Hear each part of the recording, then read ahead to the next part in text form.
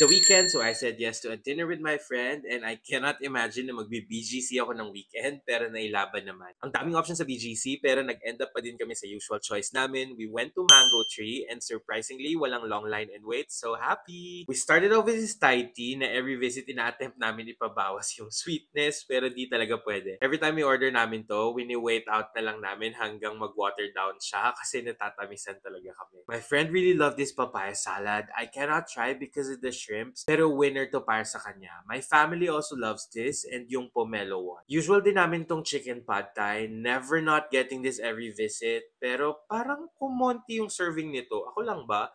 Actually, parang kumonti yung serving ng everything. Na-notice nyo din ba? For our main, we got the red curry beef and OMG, this is my favorite curry beef in the metro. Perfect yung balance ng richness ng coconut milk, yung spicy kick, and yung flavors ng curry. I cannot believe though na halos 1K na to. Inabutan ko pa ata to mga 600 pesos lang per serving, pero ang sarap talaga. Dahil late na kami nag-dinner, sabay na yung kain tsaka yung endless chika. It's nice to catch up with friends over food that you enjoy. As for someone like me na aging na ata talaga and I don't go out as often na, quick dinners like this ay glimmer. At least something that feels good in you, parang hinga sa weekly routine.